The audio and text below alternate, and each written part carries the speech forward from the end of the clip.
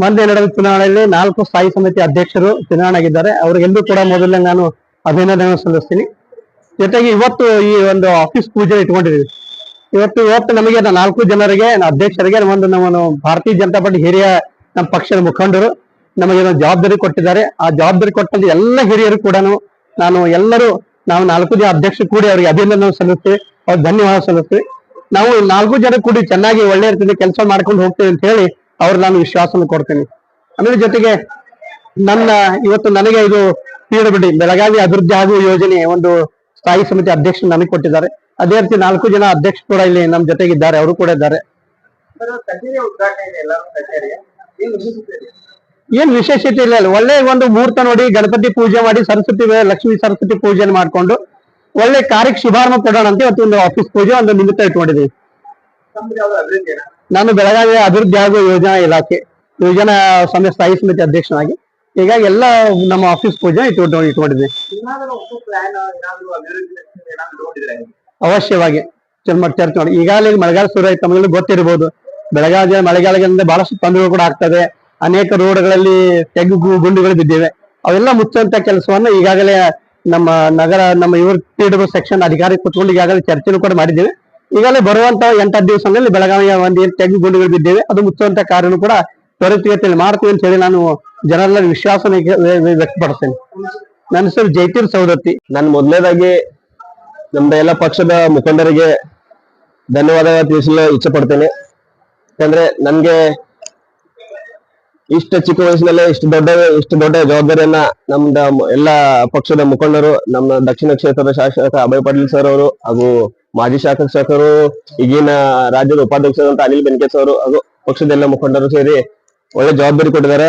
ಜವಾಬ್ದಾರಿ ತಕ್ಕಂತೆ ಬರುವಂತ ದಿನಗಳಲ್ಲಿ ಬೆಳಗಾವಿ ಜನತೆಗೆ ಒಳ್ಳೆಯ ರೀತಿಯ ಆಡಳಿತವನ್ನ ಕೊಟ್ಟು ಏನು ಬೆಳಗಾವಿ ಒಂದು ಸುಂದರವಾಗಿ ಏನು ಸ್ಮಾರ್ಟ್ ಸಿಟಿ ಅವಾರ್ಡ್ ಒಂದು ಸಿಕ್ಕಿದೆ ನಮ್ಮ ದೇಶದಲ್ಲಿ ಬೆಳಗಾವಿ ಹೆಸರನ್ನ, ಅದನ್ನ ಹಾಗೆ ಉಳಿಸಿಕೊಂಡು ಹೋಗಲು ಪ್ರಯತ್ನ ಪಡ್ತೀನಿ.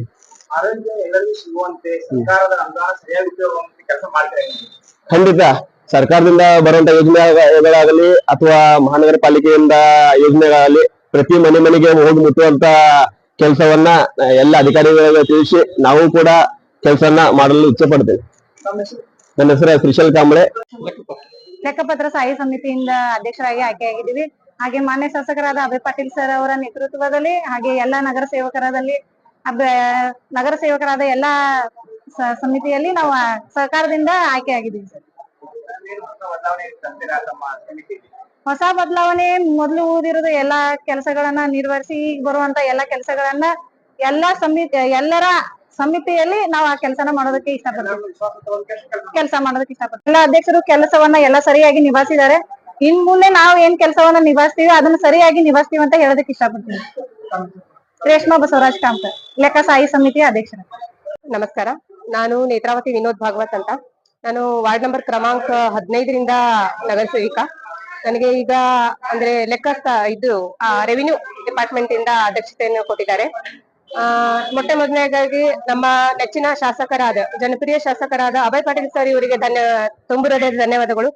ಯಾಕಂದ್ರೆ ಅವರು ಸರ್ವಸಾಮಾನ್ಯ ಮಹಿಳೆಗೆ ಟಿಕೆಟ್ ಅನ್ನು ಕೊಟ್ಟು ಒಂದು ಅವರು ಮಾಡಿರೋ ಒಂದು ಅಭಿವೃದ್ಧಿ ಕೆಲಸದ ಮೇಲೆ ನಮಗೆ ಜನತೆಯು ಅರಸಿ ತಂತು. ಅದೇ ರೀತಿ ಇದು ಒಂದು ದೊಡ್ಡ ಜವಾಬ್ದಾರಿಯನ್ನು ಕೊಟ್ಟಿದ್ದಾರೆ. ಅವರ ಹಿಂದಿನ ಒಂದು ಯಾವುದೇ ಕುಂದುಕೊರತೆಗಳಿದ್ದರೂ ಅದನ್ನು ನಿರ್ವಹಣೆ ಮಾಡಿ ಈಗ ಯಾವ್ದಾದ್ರು ಎಲ್ಲಾ ಒಂದು ಕೆಲಸ ಕಾರ್ಯಗಳು ನಮ್ಮ ರೆವಿನ್ಯೂ ಡಿಪಾರ್ಟ್ಮೆಂಟ್ ಆಗ್ಲಿ ನಮ್ಮ ಎಲ್ಲಾ ಅಧಿಕಾರಿಗಳೊಂದಿಗೆ ಒಟ್ಟು ಎಲ್ಲಾರು ಸೇರಿ ನಾವು ಎಲ್ಲ ನಗರ ಸೇವಕರು ಸೇರಿ ಬೆಳಗಾವಿ ಒಂದು ಅಭಿವೃದ್ಧಿಯನ್ನು ಮಾಡಬೇಕು ಎಂದು ನಾನು ನಿರ್ವಹಣೆಯನ್ನು ತಗೋತೀನಿ. ಅದಲ್ಲದೆ ಇವತ್ತು ಅಧಿಕಾರವನ್ನು ವಹಿಸುತ್ತಿದ್ದೇನೆ. ಮತ್ತೆ ನಮ್ಮ ರಾಜ್ಯದ ಉಪಾಧ್ಯಕ್ಷರಾದ ಅನಿಲ್ ಬೆನ್ಕೆಸ್ ಸರ್ ಇವರಿಗೂ ಧನ್ಯವಾದಗಳು.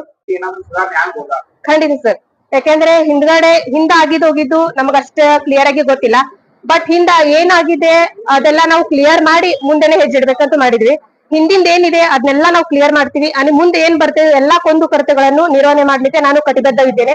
ಇಷ್ಟ ಹೇಳಿಕೆ ನಾ ಇಷ್ಟಪಡ್ತೇನೆ. ಯಾವುದೇ ಒಂದು ಶಾಸಕರು ಎಲ್ಲಾ ನೆಚ್ಚಿನ ಸಹೋದರಿ ಇಷ್ಟು ದೊಡ್ಡ ಜವಾಬ್ದಾರಿಯನ್ನು ಕೊಟ್ಟಿದ್ದಾರೆ. ಇದನ್ನು ಯಾವುದೇ ಒಂದು ಬ್ಲಾಕ್ ಸ್ಪಾಟ್ ಇಲ್ಲದೆ ನಾನು ಕೆಲಸ ಮಾಡುತ್ತೇನೆ ಎಂದು ನನ್ನ ನಂಬಿಕೆ ಇದೆ. ಎಲ್ಲರಿಗೂ ಧನ್ಯವಾದಗಳು, ಕೃತಜ್ಞತೆಗಳು ಸಲ್ಲಿಸಿ.